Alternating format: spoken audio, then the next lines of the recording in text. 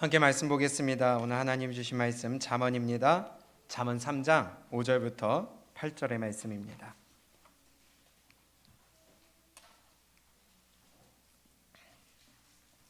잠언 3장 5절부터 8절까지 우리 함께 한 목소리를 읽겠습니다.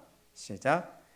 너는 마음을 다하여 여호와를 의뢰하고 내 명철을 의지하지 말라. 너는 범사의 그를 인정하라. 그리하면 내 길을 지도하시리라. 스스로 지혜롭게 여기지 말지어다. 여호와를 경외하며 악을 떠날지어다. 이것이 내 몸에 양약이 되어 내 골수로 윤택하게 하리라. 아멘. 웨이메이커라는 제목으로 함께 말씀 나누겠습니다. 웨이메이커, 길을 만드는 자, 길을 여는 자라는 뜻이 되겠습니다. 어떤 일을 하든지 그 일에 대한 지식이 있어야지 일을 잘 감당할 수가 있고요. 그 일에 대한 업무를 파악해야지 잘할 수가 있고요. 또 그 지식이 있어야 방법이 나오고 방법이 있어야 일에 대한 효율도 높아질 수 있을 것입니다. 일을 하다 보면은 또 동일 업종 다른 곳으로 또 이직을 할 수도 있어요. 그런데 그 이직을 하면은 아무리 같은 업종이라 할지라도 그 회사의 분위기나 그 회사의 문화나 그 회사의 어떤 방법들이 있기 때문에 아무리 했던 똑같은 일을 할지라도 거기에 맞춰서 해야지, 내가 아무리 같은 일을 할지라도 다른 데서 했던 걸 가지고 하게 되면은 전체 회사에 문제가 생길 수도 있다는 것이에요. 우리는 방법을 그 자리에 맞춰서 잘 따라가야 되겠고, 아무리 내가 잘 알고 똑똑하다 할지라도 그 현장에 그리고 내가 있는 곳에 맞춰서 우리는 적용을 해야 될 줄을 안다는 것을 우리는 알고 있습니다. 내 것이 먼저 나오면 안 되는 것이 우리의 삶의 현장에서도 마찬가지로 나온다는 거예요. 책 중에 우리는 왜 실수하는가라는 책이 있습니다. 여기에 저자가 인간이 실수하는 이유를 여러 가지로 이렇게 책을 써놨어요. 근데 그 중에 요약을 해보면은 첫 번째로 인간이 실수하는 이유 중에 자신이 바라는 것만 보는 편향성이 있다는 거예요. 실수하는데 좀 전에 예를 든 것처럼 내가 이미 했던 일이라는 거예요.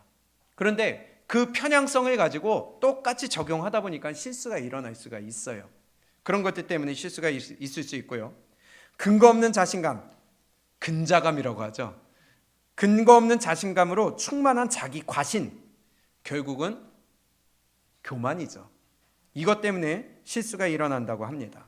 아니면 대충 보고 간과하는 습관, 아니면 멀티태스킹의 여러 가지 일을 내가 할 수 있다라는 그러한 신화에 사로잡혀 집중력을 잃고 많은 그러한 것들로 인하여서 실수를 한다는 것이에요. 많은 사람들을 연구해 보니까 이러한 공통점 때문에 실수를 하더라는 거예요. 이걸 가리켜서 전문 용어로 확증 편향이라고 합니다. 들어보셨죠? 내가 보고 싶은 것만 보는 거예요. 내가 아는 범위 안에서만 보는 거예요. 확증 편향 또는 인지 편향이래요. 제가 인지 편향한 사람이에요. 넘어가겠습니다. 내가 보고 싶은 것만 보는 거예요. 그러니 편향적인 시각으로 바라보니까 내가 딱 아는 것만 보이는 것만 그거대로만 보니까 문제가 발생하는 거예요. 그래서 결국은 내 감정이나 신념이 먼저 앞서다 보니까 그것이 기준이 되고 내 생각이 앞서고 내 마음이 앞서고 내 경험이 앞서다 보니까 실수하게 되는 것이에요. 이것이 우리의 믿음 생활에도 그대로 적용이 되더라는 것이에요. 성경도 오늘 본문에서 우리에게 동일하게 말씀하고 있습니다. 끊임없이 성경이 우리에게 말씀하고 계시고 강단을 통하여 끊임없이 말씀이 선포되고 있는데, 이 어리석은 인간들이 자꾸만 내 생각이, 내 경험이, 내 지식이, 내 것이 자꾸 하나님의 말씀보다 앞섬으로 말미암아 인간 사회에서는 실수라고 할 수 있겠지만 믿음에 있어서는 우리가 큰 실수를 통하여 돌이킬 수 없는 믿음의 나락으로 떨어지는 경우도 있더라는 것이죠. 오늘 본문을 봅니다. 성경도 동일하게 우리에게 이렇게 말씀합니다. 5절입니다. 시작. 너는 마음을 다하여 여호와를 의뢰하고 내 명철을 어떻게 해라? 의지하지 말아라. 네 지혜 의지하지 말아라. 네 경험 의지하지 말아라. 네 자신감 의지하지 말아라. 네 배웠던 거, 지식, 네 것을 앞세우지 말라는 거예요. 하나님 앞에서 네 것을 앞세우지 말라는 거예요. 끊임없이 성경이 우리에게 말씀하시고 가르쳐 주시는 것입니다. 만약에 하나님의 말씀보다, 하나님을 의뢰하는 것보다 내 생각, 내 명철, 내 지식, 내 것을 의뢰하는 것은 그것을 한마디로 교만이라고 하는 것이에요. 뭐라고 해요? 교만이라는 거예요. 교만이에요. 그것 때문에 내 믿음이 떨어지게 되고 하나님을 따라가지 않게 되는 거예요. 하나님보다 자기의 명철, 자기의 지식, 그것을 의지한다는 거예요. 교만해지면요, 순서를 무시합니다. 절차를 무시합니다. 권위를 무시합니다. 사람을 무시합니다. 내 것이 앞서다 보니까 그것 때문에 교만해지고, 교만해지면 위아래를 무시하고 결국은 교만으로 인하여서 회방하게 되고요, 방해하게 되고요, 혼란을 가중시키게 된다는 거예요. 성경에서 우리에게 너무나도 많은 사람들의 사건을 통하여서 알려주시는데 대표적으로 우시야 왕이 있죠. 우시야 왕은요, 축복을 받은 사람이에요. 그 이름이 열방에 알려진 사람이에요. 국가의 국력도 크게 올라갔어요. 하나님이 함께 해주심으로 말미암아 감히 넘볼 수 없는 나라까지 올라갔어요. 그런데 그가 교만해졌다는 거예요. 그리하여 그가 절차를 무시합니다. 순서를 무시합니다. 권위를 무시합니다. 제사장이 해야 할 일을 자기가 한다고 합니다. 그러할 때에 제사장이 꾸짖으니까 안 된다 하니까 도리어 제사장을 향하여 소리를 지릅니다. 다시 한번 확인합니다. 역대하 26장이에요. 우리에게는 이러한 일이 없기를 바랍니다. 그것이 바로 교만에서 비롯된다는 거예요. 역대하 26장 4절이에요. 승승장구해요. 잘 올라갑니다. 역대하 26장 4절과 5절 함께 읽습니다. 시작. 우시야가 그 붙인 아마샤의 모든 행위대로 여호와 보시기에 정직히 행하며 하나님의 묵시를 밝히 하는 스가랴에 사는 날에 하나님을 구하였고, 저가 여호와를 구할 동안에는 하나님이 어떻게 하셨어요? 형통하게 하셨어요. 잘 풀렸어요. 우리가 하나님의 앞에 순종하며 하나님의 말씀대로 살아갈 때는 하나님이 부어주세요. 문을 열어주세요. 물질을 주세요. 화목하게 하세요. 평화롭게 하세요. 내 일이 잘 풀려요. 그런데 그때가 위험하다는 거예요. 그럴수록 더 하나님 앞에 나오고, 그럴수록 더 하나님 앞에 기도하며, 그럴수록 나를 쳐서 복종시키고 내 것을 죽이고 자꾸 하나님께로 나아가야 되는데, 내가 바빠서, 내가 할 일이 많아서, 내가 지금 시간이 없어서 하면서 점점 교만이 올라가요. 내 믿음을 회방합니다. 내 믿음의 길을 막습니다. 내가 내 길의 메이커가 돼버려요. 내가 내 길을 만드는 자가 돼버려요. 하나님이 이 길을 만들어 주셔서 여기까지 왔는데 내가 이제는 이 길을 이끌어 가겠다는 거예요. 길을 만드는 메이커의 역할을, 주도권을 하나님에서 나로 뺏어오는 거예요. 우시야 왕이 그랬다는 겁니다. 결국은 8절입니다. 하나님이 어떻게 축복을 주시느냐? 암몬 사람이 우시야에게 조공을 바치매 우시야가 어떻게 해요? 심히 강성하여 이름이 애굽 변방까지 퍼졌더라. 열심히 하나님을 섬겼더니 하나님이 높여주셨어요. 강성하게 해주셨어요. 심히 강성케 하셨어요. 그런데 이때 더 고개를 숙이고 하나님을 섬겨야 되는데 교만해지기 시작했다는 거예요. 그래서 교만해지니까 16절입니다. 함께 읽습니다. 시작. 저가 강성하여짐에 그 마음이 교만하여 악을 행하여 그 하나님 여호와께 범죄하되 곧 여호와의 전에 들어가서 향단에 분향하려 한지라. 아멘. 교만해지니까요, 질서를 흐트러요. 순서를 흐트러요. 권위를 무시해요. 내가 있어야 될 자리를 잊어버려요. 그러면서 짓밟는 거예요. 권위를 짓밟고, 말씀을 짓밟고, 순서를 짓밟고, 결국 하나님의 말씀을 짓밟으며 그것이 하나님을 짓밟는 결과가 나타나는 것입니다. 교만은요, 우리가 경계해야 될 최대의 적 중에 하나예요. 내 마음 가운데 교만이 조금씩 싹 튼다. 바꿔 얘기하면 하나님의 말씀보다 내 것이 자꾸 앞선다. 그때부터 하나님을 무시하기 시작하게 된다는 거예요. 결국은 이 우시아는 문둥병에 걸려 죽는 날까지 고침받지 못했습니다. 신앙생활 하다가도 마찬가지예요. 조금만 잘 되면, 조금만 편안하면, 조금만 뭐가 익숙해지면 하나님의 말씀과 상관없이 내 것이 말씀보다 앞서고 내 경험과 지식과 내 명철과 내 지식이 하나님의 말씀보다 앞서는 이 교만이 우리에게 너무나도 많이 일어난다는 거예요. 그러면 교회 안에서 질서를 흐트러요. 교회 안에서 영향력을 행사하려고 그래요. 목사를 무시하고 예배를 무시하고 하나님을 무시합니다. 이 예배를 무시하는 것은 하나님을 무시하는 거예요. 그래서 우리의 가장 큰 죄가 예배를 무시하는 이 교만이에요. 예배는요, 하나님을 섬기는 최고의 통로입니다. 축복의 통로입니다. 예배는 내가 하나님 앞에서 최고로 두려워해야 되는 자리예요. 지금 이 시간이 하나님 앞에 최고로 두려워해야 되는 자리입니다. 그런데 예배 시간에 아예 꿀잠을 자요. 핸드폰을 해요. 내 할 일을 해요. 그러면서 교회 나오는 것을 내가 참석해 준다. 내가 가주지 뭐. 저주받을 짓이죠. 레위기 10장에 보게 되면 놀라운 일이 일어납니다.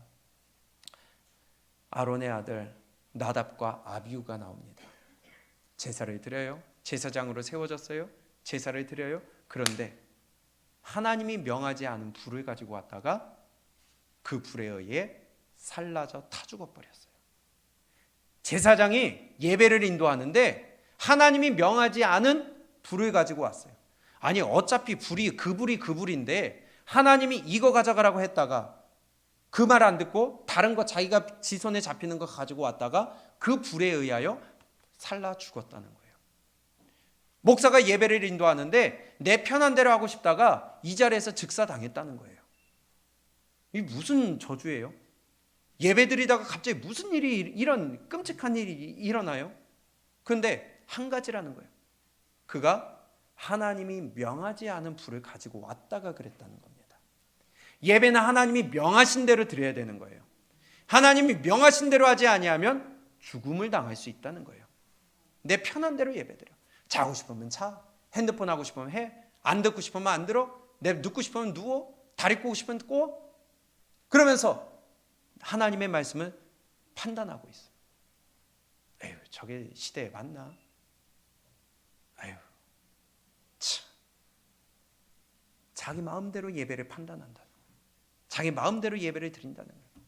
그러면 하나님이 명하시지 않은 불을 들였다가 살라 죽은 나답과 아비후의 사건이 일어날 수 있다는 것입니다. 예배는 절대로 가볍게 여겨서는 안 돼요. 아멘. 예배는 절대로 내 마음대로 드려서는 안 돼요. 아멘. 그래서 하나님이 명하신 대로 찾아 나와서 예배를 드려야 되는데 내 편한 대로 예배 드리는 거예요. 내 있는 곳에서 예배 드리는 거예요. 우리는 절대로 그렇게 할 일이 없어야 되겠습니다. 저부터 그렇게 하지 않을 거고요. 아무리 시대가 변해도요. 하나님은 하나님 앞에 찾아 나와 예배 드리라고 그랬어요. 그런데 내 편한 대로 명하지 않은 불을 가지고 드리다가 살라 죽은 나답과 아비후의 사건 우리는 잘 기억해야 될 줄로 믿습니다.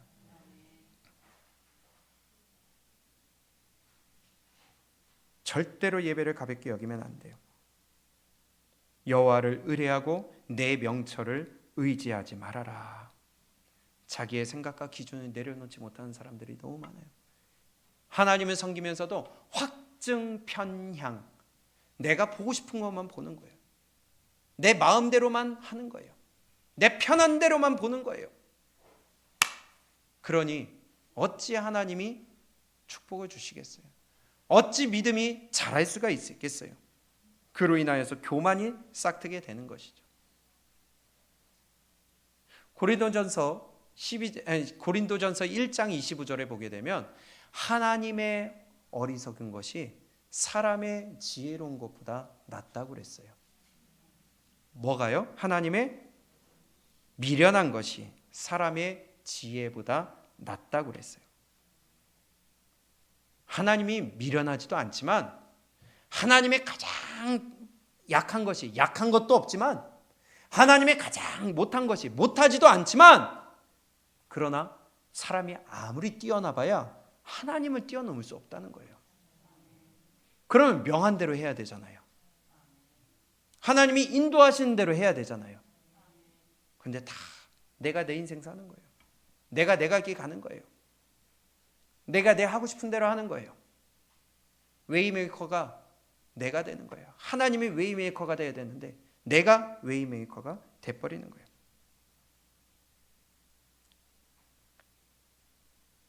그런데 아무리 들어도요, 자기의 생각, 자기의 지혜, 자기의 경험, 자기의 자료를 더 믿고 따라가. 그래서 이런 것을 하나님께로부터 무게중심을 하나님께로 옮겨가는 그런 훈련이 필요한 겁니다. 오늘도 이 시간이 훈련하는 시간입니다. 내 생각을 자꾸 누르고 하나님의 말씀보다 내가 앞서가려고 하는 것을 누르고 하나님의 말씀 앞에 내가 무릎 꿇고 뒤로 한 걸음 물러나는 그 훈련이 오늘 이 시간에도 있어지는 거예요. 무게중심이 옮겨가야 돼요. 나로부터 무게중심이 옮겨가야 돼요. 웨이메이커라는 제목으로 지금 말씀 봅니다. 길을 만드시는 분은 하나님이지 내가 아니에요. 인도하시는 분은 하나님이지 내가 아니에요. 오늘 본문에 다시 한번 돌아가 봅니다. 잠언 3장 5절입니다. 너는 마음을 다하여 여호와를 의뢰하고 내 명철을 의지하지 말라. 6절 시작. 너는 범사의 그를 인정하라. 그리하면 내 길을 어떻게 하세요? 지도하시리라. 너는 범사의 그를 인정하라. 그리하면 내 길을 지도하시리라. 내 지식을 따라가는 게 아닙니다. 경험을 따라가는 게 아닙니다. 하나님을 인정하고 그분의 인도하심을 따라가는 그 자세, 그것이 있어야 된다는 거예요. 비록 보이지 않더라도, 어디가 길인지 보이지 않더라도 말씀이면 우리는 따라가는 그 길이, 그 믿음이 있어야 하나님이 그때부터 길을 지도해 주시겠다는 거예요. 보여주시겠다는 거예요. 지금 당장 내 눈에 보이지 않는다고 답이 없어가 아니라 하나님이 명하신 대로 일단 발을 띄워보면, 하나님이 명하신 대로 일단 순종해보면, 하나님이 명하신 대로 일단 움직여보면 그때 길이 보이게 된다는 거예요. 너는 범사의 그를 인정하라. 그리하면 그가 내 길을 지도하시리라. 웨이메이커는 내가 아니라 하나님이에요. 내가 내 뜻대로 길을 만들어가는 게 아니라 내가 하나님의 뜻대로 내 길을 인도함 받는 것이 옳은 길입니다. 다시 합니다. 내가 내 뜻대로 내 길을 만들어가는 것이 아니라 하나님의 뜻대로 내 길을 따라가는 것이 옳은 길이에요. 아브라함이 있죠. 우리는 잘 알고 있습니다. 히브리서 11장에서 이 아브라함을 향하여서 아브라함은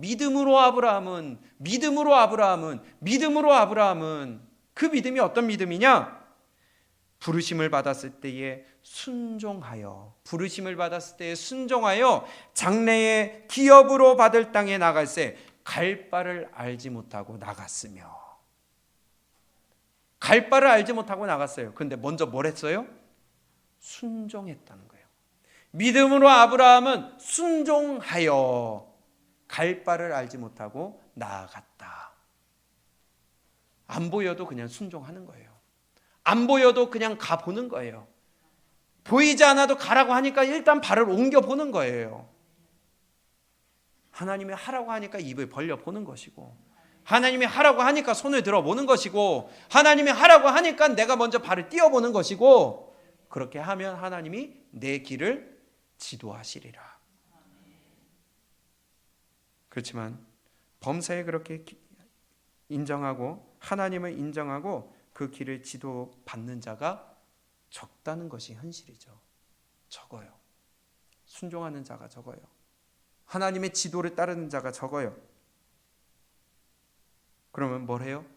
자기 길을 만들어 간다는 거예요. 자기 편한 길을 택한다는 거예요. 자기의 생각과 자기의 경험과 자기의 편안함을 먼저 말씀보다 앞세운다는 거예요. 이사야 66장입니다. 이사야 66장 3절에 우리에게 이렇게 말씀하세요. 저희는 자기의 길을 택했다. 이스라엘 백성들입니다. 근데 그들이 멸망의 길을 가는데 하나님이 자기 길을 택했대요. 이사야 66장 3절을 함께 읽습니다. 시작. 소를 잡아 드리는 것은 살인함과 다름이 없고 어린 양으로 제사 드리는 것은 개의 목을 꺾음과 다름이 없으며 드리는 예물은 돼지의 피와 다름이 없고 분향하는 것은 우상을 찬송함과 다름이 없이 하는 그들은 무엇을 택해요? 자기의 길을 택하며 그들의 마음은 가증한 것을 기뻐한다. 하나님 앞에 예배 드리러 나옵니다. 제사 드리러 나옵니다. 그런데 그들이 소를 잡아 드린다고 하는데 하나님이 보실 때는 뭐래요? 살인하는 거예요. 어린 양으로 제사 드린다고 하는데 하나님이 보실 때는 개의 목을 꺾는 거예요. 그들이 드린 예물은 돼지 피나 다름이 없어요. 그들이 기도하는 분향하는 것은 마귀를 찬양하는 거예요. 그 예배를 그들이 드리긴 드렸는데 그들은 어떻게 했다는 거예요? 자기 편리한 대로 했다는 거예요. 명하지 않은 불을 드렸다는 거예요. 내 마음대로 드렸다는 거예요. 그러니 하나님이 보실 때에 그들이 자기 길을 택했다. 자기 편안함을 택했다. 자기 뜻대로 행했다. 하나님 앞에 안 나온 게 아니에요. 나왔어요. 안 드린 게 아니에요. 드렸어요. 물질을 안 드린 게 아니에요. 그것도 드렸어요. 그런데 하나님 보실 때는 자기 길을 택했다. 자기 편안함에 자기 편한 대로 했다. 그러면서 가증한 것을 기뻐했다. 그 결과 그들에게 하나님이 주신 것은 뭐예요? 4절입니다. 크게 읽습니다. 시작.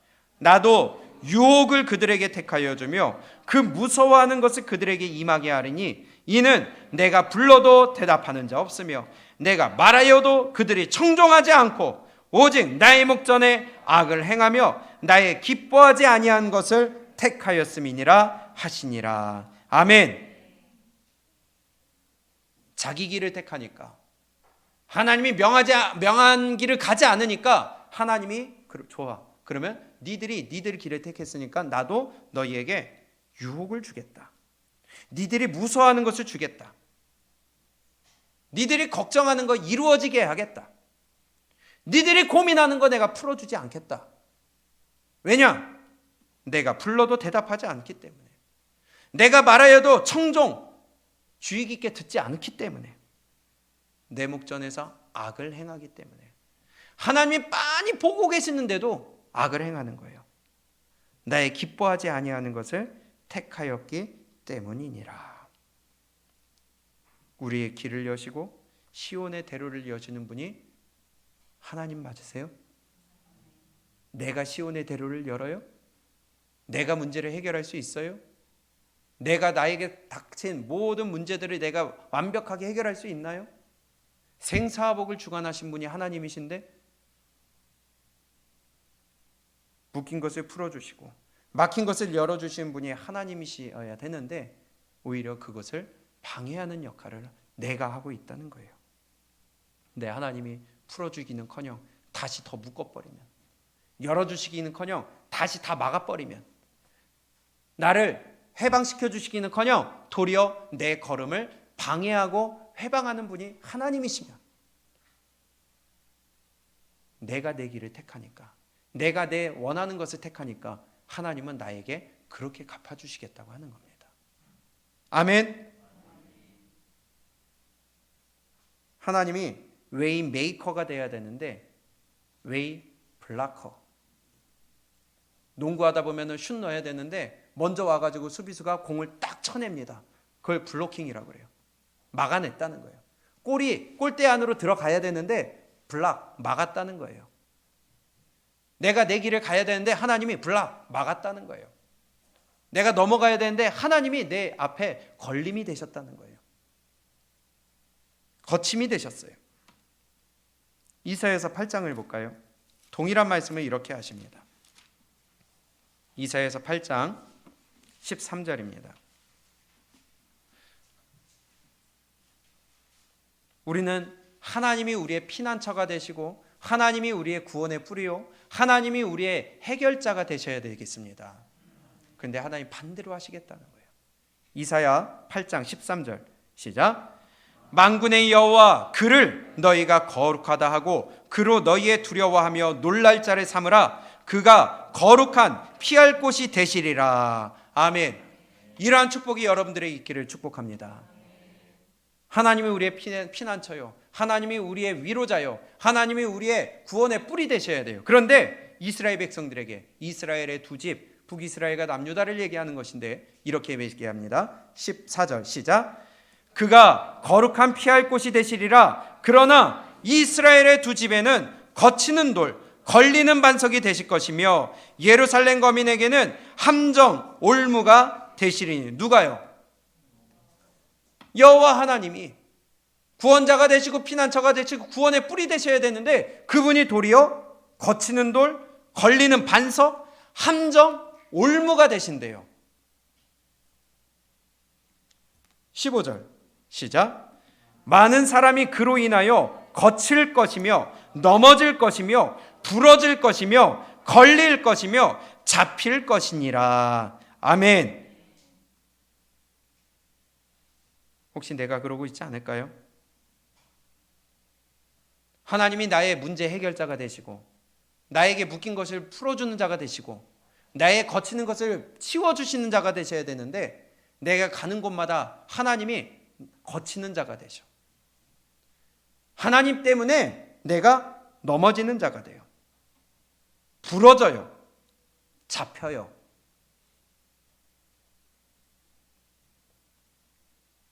우리 정신 차려야 됩니다. 하나님은 우리에게 문제 해결을 해주시기를 원하시는데 하나님의 말을 들으라는 거예요. 내 뜻을 앞세우지 말라는 거예요. 도리어 하나님이 거침이 될 수 있다는 겁니다. 예레미야 6장입니다. 동일한 말씀을 하세요.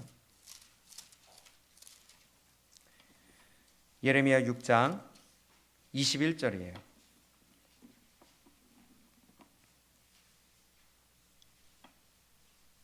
예레미야 6장 21절 시작.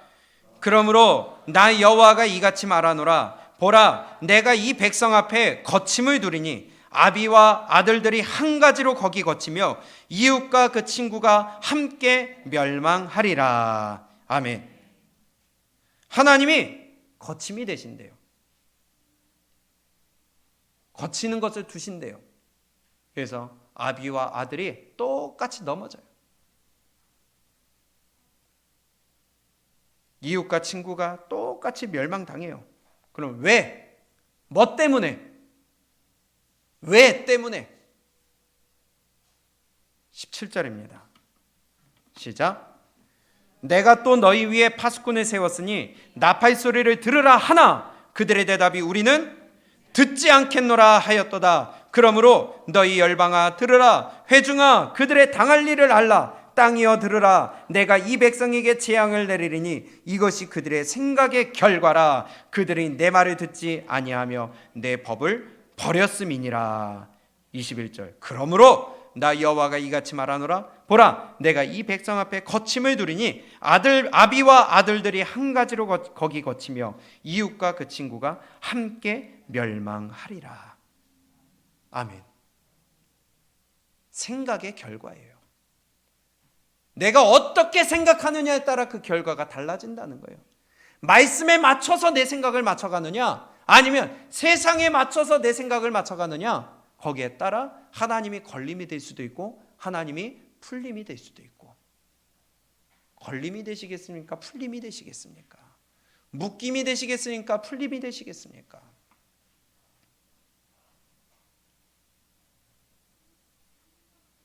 하나님의 말씀을 듣질 않아요. 하나님이 파수꾼을 세워서 계속해서 알려주시는데도 우리는 듣지 않겠다. 주의 종을 통하여 끊임없이 말씀 주시는데도 안 듣겠다. 딱 귀에서부터 딱 막고 있어. 안 들려. 이 짓을 하고 있는 거예요. 성경이면 순종하시기 바랍니다. 거치는 돌이 되고 함정과 올무가 된다고 합니다. 그렇게 하면 하나님이 우리의 환난을 만나더라도 피할 길을 주시겠다는 거예요. 잘 아시는 말씀이지만 고린도전서 10장입니다.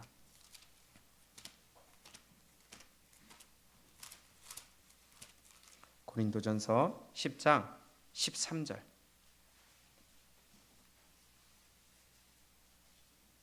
시작. 사람이 감당할 시험 밖에는 너희에게 당한 것이 없나니 오직 하나님은 미쁘사 너희가 감당치 못할 시험 당하면 허락지 아니하시고 시험 당할 즈음에 또한 피할 길을 내사 너희로 능히 감당하게 하시느니라. 아멘.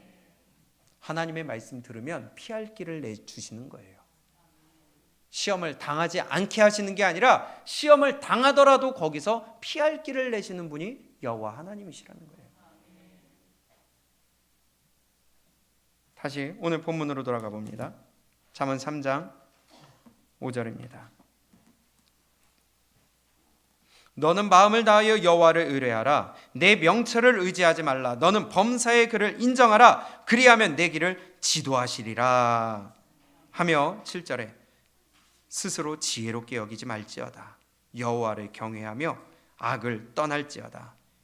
이것이 내 몸에 양약이 되어 내 골수로 윤택하게 하리라.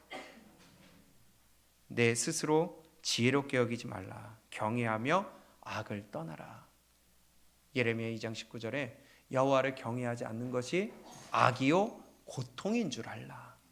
하나님을 경외하는 것, 두려워하지 않는 것이 바로 악이요 고통이라는 거예요. 맞죠? 고통이죠. 풀림이 아니라 묶임이 되고 넘어가는 것이 아니라 거치고 넘어지고 부러짐이 되니까 고통이죠. 듣질 않아. 두려워하질 않아. 순종하질 않아. 발을 띨려고 하질 않아. 움직이려고 하지 않고 순종하려고 하지 않아. 그러니 거침이 되고 부러짐이 되고 잡힘이 되고 고통이 되고. 우리 하나님의 말씀 잘 들을 수 있기를 바랍니다. 왜냐? 이것이 내 몸에 양약이 되어 내 골수로 윤택하게 하리라. 우리의 육체의 건강함 또한 하나님의 말씀에 순종하는 것이라는 거예요.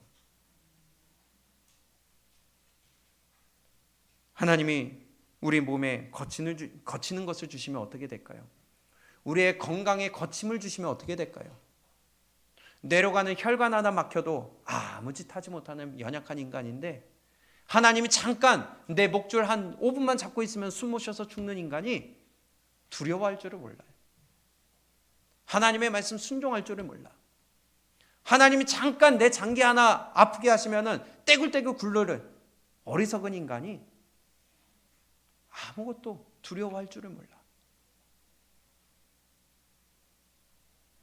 우리의 갈 길을 알려주실 때 우리 빨리 주님 앞에 나아갈 수 있기를 원합니다. 그래서 갈 길을 밝히 보이시니 주 앞에 빨리 나갑시다. 보여주실 때 빨리 걸어가세요. 우리를 찾는 구주 예수 곧 오라 하시네. 우리를 오라 하시는 말 기쁘게 듣고 순종하세요. 우리 달려가시기 바랍니다. 순종하시기 바랍니다. 들으시기 바랍니다. 웨이메이커는 내가 아니라 하나님이십니다. 내 뜻대로 하려고 하면 하나님이 메이커가 아니라 내가 메이커가 되는 거예요. 내 길, 내 인생, 내 지혜로, 내 경험과 방법으로 가는 거 아닙니다. 하나님이 열어주시는 그 길을 지도함 받아야 되는 것입니다. 아브라함같이 갈 바를 알지 못하지만 하나님을 경외하고 신뢰함으로 순종하여 가는 것처럼 우리도 하나님을 신뢰하고 하나님의 말씀을 신뢰하고 하나님의 말씀을 주의 깊게 청종하면서 순종하며 나아가는 그 발걸음 하나님이 지도해 주실 줄로 믿습니다. 그렇게 할 때 내 발 앞에 있는 걸림돌도 거치는 것도 장벽도 다 걷어주시고 우리의 가야 할 길을 시온의 대로가 넓혀지고 시온의 대로를 열어주시는 그 하나님의 축복이 우리 모두에게 있기를 바랍니다. 우리 이렇게 한번 해봅시다. 좌우에 계신 분들에게 범사의 하나님을 인정합시다. 범사의 하나님을 신뢰합시다. 범사의 하나님의 인도하심을 따릅시다. 할렐루야. 웨이메이커는요, 길을 만드는 자는요, 내가 아니에요. 하나님이세요. 너희는 범사의 그를 인정하라. 그리하며 그가 길을 지도하시리라. 그래, 하나님의 지도함 받기 위해 하나님의 말씀 잘 듣고 청종하고 그 말씀 붙들고 나아갈 수 있기를 바랍니다. 잠깐 영상을 하나 보고 마치려고 그래요. 한국의 위대한 별 중에 하나였죠. 오카는 목사님입니다. 오늘 저녁에 기도회가 시작되기 전에 영상 하나를 누가 보내줬어요. 잠깐 보는데 그분의 설교 중에 일부분입니다. 참 마음이 같이 공감이 돼요. 그래, 잠깐 보도록 하겠습니다. 내가 네 행위를 아노니 내가 살았다는 이름은 가졌으나 죽은 자로다. 내 하나님 앞에 내 행위의 온전한 것을 찾지 못하였노라. 만약 예수님이 오셔서 나를 향해서 이렇게 말씀하신다면 나는 어떻게 할까? 내가 20년 30년 목회한 교회를 놓고 주님이 이렇게 말씀하신다면 나는 어떻게 할까? 뭐라고 대답할까? 무엇이라고 변명할까? 여러분도 한번 그렇게 입장을 바꿔놓고 한번 이 말씀을 받아보세요. 주님이 지금 믿음을 탓하지 않습니다. 행위를 놓고 지금 따집니다. 나는 믿음이 좋다고 생각했어요. 지금까지 믿음 생활 잘한다고 생각했어요. 그러나 주님은 믿음을 논하지 않아요. 행위를 논해요. 네가 살았다는 이름은 가졌으나 죽은 자로다. 말만 살았지 실상은 죽었다는 이야기 아닙니까? 사람 보기에는 그럴듯하고 하자가 없는데 하나님 앞에서 자신의 행위를 펼쳐놓고 볼 때에 하나님이 인정할 만한 것이 없는 거예요. 이런 앞뒤가 다르고 표리가 다른 이 모순을 안고 있는 신앙생활을 일컬어서 오늘날 크리스찬에 세속하라고 흔히 말을 합니다. 교회에 와서는 하나님의 말씀의 가치관을 따라서 하나님의 말씀을 아멘 할렐루야 하지만은 실제로 교회 밖을 나가면 세상 가치관을 자기도 모르게 따라가는 사람. 주님의 눈에 내 자신의 삶이 그렇게 보이지 않을까? 내가 지금까지 섬기는 교회가 주님의 눈에 그렇게 비치지 아니할까 생각하면 소름이 끼치는 거예요. 나는 괜찮아. 우리 교회도 괜찮아. 자신 있게 말할 수 있어요? 저는 자신 있게 말할 수 없어요. 주님께서는요, 자기 교회를 진단하실 때 양 때문에 책망 들은 교회가 없어요. 칭찬을 들었던 책망을 들었던 모두 주님의 최대의 관심사는 질이에요. 이거 놓고 볼 때 이 또 숨막히는 이야기입니다. 우리는 목회를 하면서 교회가 좀 불어나고 교회가 좀 커지고 하면은 그것이 목회 잘하는 것으로 알고 은근히 우쭐대고 은근히 자랑하면서 그래도 나는 행복하다 이렇게 생각하잖아요. 주님의 눈에는 그게 별로 문제가 안 되나 봐요. 양이 중요하죠. 왜 주님이라고 양을 생각 안 하겠어요? 온 세상을 구원하시려고 하고 한 영혼을 천하보다 귀하게 여기시고 왜 양이 중요하지 않겠어요? 그런데도 말세교회를 금하는 자리에서 주님이 양을 앞세우지 않아요. 실을 따져요. 처음 사랑을 버린 교회, 이단을 용납한 교회, 성적으로 타락한 교회, 행실이 온전하지 못한 교회, 미지근한 교회, 전부 다 뭡니까? 실을 따지는 거예요. 솔직히 이야기해서 우리가 교회 성장에만 신경 곤두세우고 목회하지 한 영혼 한 영혼을 그리스도 안에서 온전한 자로 세우겠다고 생각하는 질적인 문제 가지고 고심하고 씨름하는 경우가 있어요. 주님의 시각하고 우리의 시각이 그렇게 차이가 나는 거예요. 제가 그저 큰 교회를 목회했기 때문에 저 자신이 위기를 자주 경험했습니다. 조금만 잘못하면 가버리는 거예요. 가버려요. 아무리 교회가 커도 목회자의 마음은 한 영혼에 가 있어야 됩니다. 그렇잖아요. 아무리 많은 사람이 몰려와도 목회자의 마음은 주님처럼 한 영혼에 집중할 수 있는 순수함이 있어야 되는 거예요. 아무리 공간이 필요해서 화려한 교회를 지었다 할지라도 목회자의 영적 눈은 교회 건물에 가 있으면 안 됩니다. 영혼 사람에게 가 있어야 돼요. 그런데 그러지를 못하고 교회가 한참 잘 될 때 비본질을 붙들어 가지고 나가면 나도 모르게 교인들을 어떤 식으로 만드느냐, 자기도 모르게 세상 따라 사는 사람으로 만들어버려요. 왜냐하면은 사람들 비맞히는 메시지가 나올 수밖에 없어요. 내가 그렇게 하고 싶어서가 아니에요. 나도 모르게 그렇게 되어버려요. 그래서 말씀을 선택할 때도 교인들이 이 말씀 들으면 좀 부담스럽겠다, 교회 와서 좀 은혜스럽게 말씀을 듣고 가도록 해야지, 이래놓고는 주님이 주시는 말씀 중에 좀 힘들고 전하기가 어렵고 사람들의 마음을 좀 우울하게 만들 수 있는 것은 자꾸 제끼는 거예요. 은혜 받은 자의 책임에 대해서, 은혜 받은 자의 순종에 대해서, 은혜 받은 자의 헌신에 대해서 철저하게 가르치지 못하는 거예요. 복음은 너무나 소중한 것이지만은 우리가 복음의 균형을 잡지 못하면 그렇게 소중한 복음을 값싼 복음으로 전락시킬 수가 있다는 이야기예요. 주님은 한국교회를 놓고 양을 가지고 지금 책망하시리라고 난 절대 보지 않아요. 왜냐하면 양보다도 더 심각한 문제가 있으니까. 오늘날 한국교회를 보고 주님은 분명히 질을 따질 거예요. 왜? 너무 세속화되었잖아요. 너무너무 세속화되어 가고 있잖아요. 나는 한국교회를 놓고 주님이 믿음 나쁘다고 책망하지 않으리라고 봐요. 한국 사람만큼 믿음 좋은 사람들 없어요. 주님은 한국교회의 열심을 가지고 책망하지는 않을 거라고 봅니다. 우리나라만큼 열심이 대단한 데가 어디 있어요? 그러나 그렇게 열심이 많고 가슴이 뜨거운 데 비해서는 너무나 세상적인, 세상에 나가서 사는 삶이 사람들을 감동시킬 만큼 짠맛이 없어요.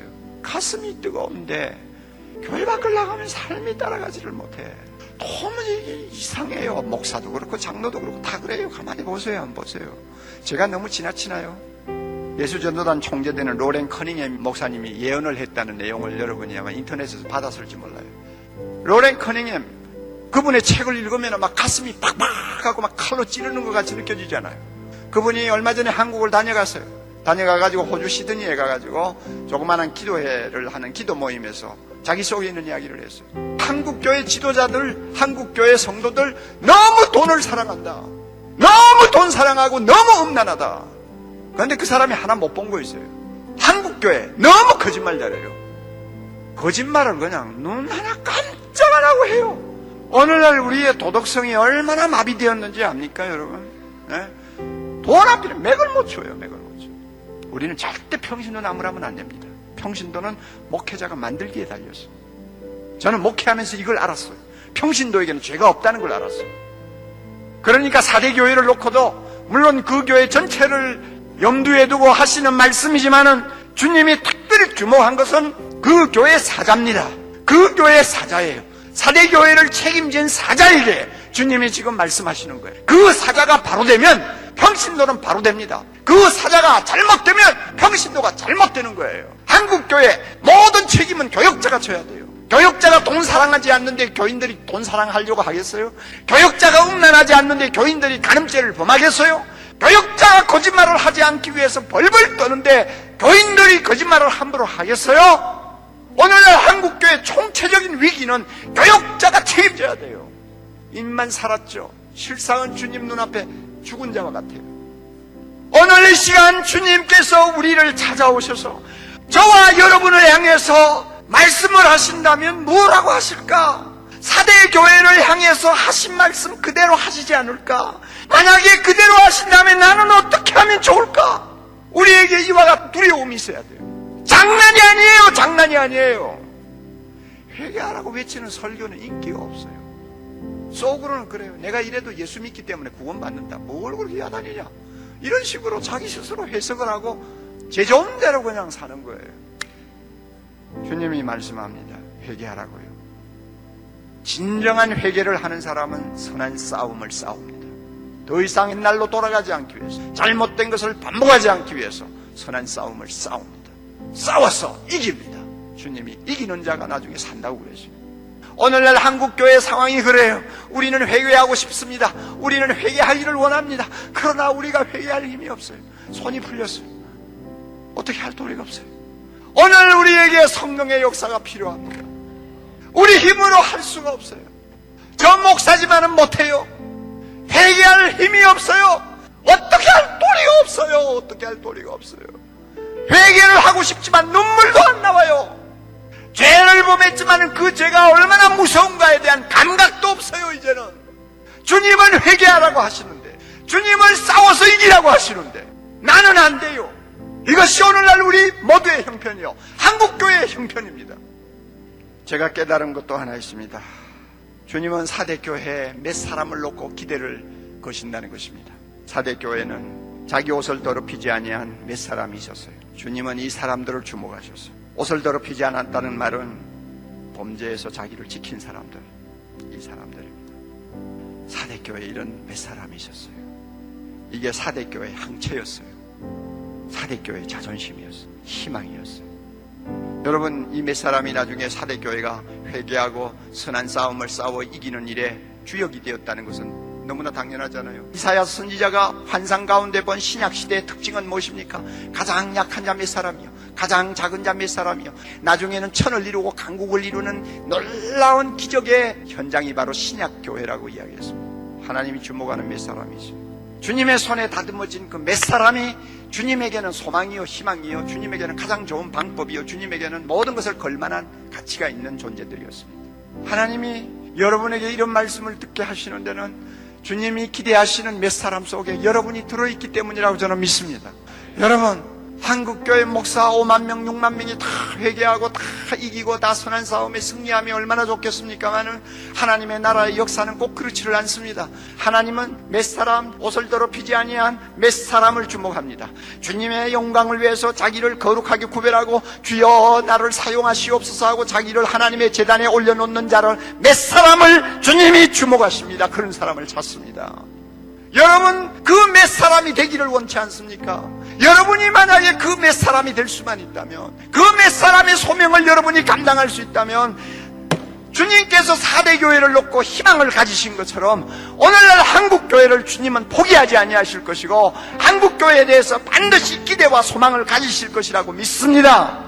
여러분이 한국교회를 살리는 항체요, 여러분이 한국교회를 거룩하게 구별시키는 짠 소금이 될 수 있다면, 여러분이 정말로 선한 싸움에 앞장서는 주님의 제자가 될 수 있다면 한국교회 희망이 있습니다. 오늘 이 시간 주의 영이 이 자리에 임하셔서 우리로 하여금 거룩한 몇 사람으로 구별해 주시기를 바랍니다. 우리 모두를 구별해 주시기를 바랍니다. 우리 모두를 구별해 주셔서 우리에게 회개할 거 있으면 철저하게 회개할 수 있도록 능력 주시기를 바라고, 우리로 하여금 선한 싸움을 싸워 이길 수 있는 우리에게 새 힘을 주시기를 바랍니다. 우리만 이렇게 무장되고 우리가 이렇게 준비되고 우리가 이렇게 쓰임받기만 하면 아무리 한국교회에 세속화되었다고 할지라도 주님은 우리를 포기하지 아니할 것입니다.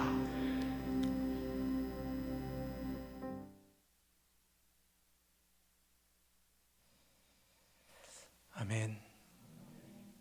여러분들이 항체가 되시기 바랍니다. 우리 예강교회 항체 여러분들이 되시고요, 우리 한국교회 항체가 여러분들이 되시기 바랍니다. 저것 때문에 외치는 거예요. 질을 높이기 위해서. 성도 개개인의 믿음의 질을 높여야 돼요. 양이 늘어나기 전에 질이 높아져야 돼요. 많은 목사님들이 하는 고민 중에 하나가 저거잖아요. 이 얘기하면 이 사람은 아프고, 이 얘기하면 이 사람은 듣기 싫어했고, 다 자르다 뭘 전하냐는 거예요. 그래서 저를 위해 기도해 주세요. 담대하게 하나님의 말씀 전할 수 있도록 기도해 주세요. 한국교회 살아나야 됩니다. 이 나라의 희망은 교회입니다. 이 땅의 희망은 교회입니다. 교회가 살지 않으면요, 나라 죽습니다. 그래서 죄를 회개해야 되고, 회개하라고 외쳐야 되고, 그래서 죄를 지적해야 되는 것이고, 하나님의 말씀대로 외쳐야 되는 것이, 그것이 올바른 복음이라는 거예요. 그것이 올바른 교회라는 거예요.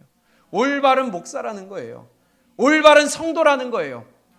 근데 다 세속화돼가지고 세상에 나가서 올바른 얘기를 못해. 하나님의 가치관으로 전하지를 못해. 다 물들어서 세상 사람이랑 똑같이 살고 있어. 얘기한 것처럼 한국교회 돈 너무 좋아한다. 성도들이 다 돈 따라가요. 외국 사람의 눈에도 그게 보이는 거예요. 다 만몬 섬기고 있어요. 우리는 그러지 않기를 원합니다. 그래서 끊임없이 말씀 전하는 거예요. 저는 여러분들이 영원히 살기를 원합니다. 여러분들이 계신 곳에서 하나님의 올바른 영향력을 끼칠 수 있기를 원합니다. 이 땅이 빨갛게 변했지만 다시 하나님의 복음으로 색깔이 바뀔 수 있기를 원합니다. 여러분들이 계시는 곳 바꿀 수 있기를 바라요. 그러려면 성령의 충만 받고 하나님의 빛을 발할 수 있어야 되겠고 소금의 역할을 감당할 수 있어야죠. 기도해서 성령 받아야 됩니다. 벌써 오래전 설교인데 배경을 보니까 2005년 것 같아요.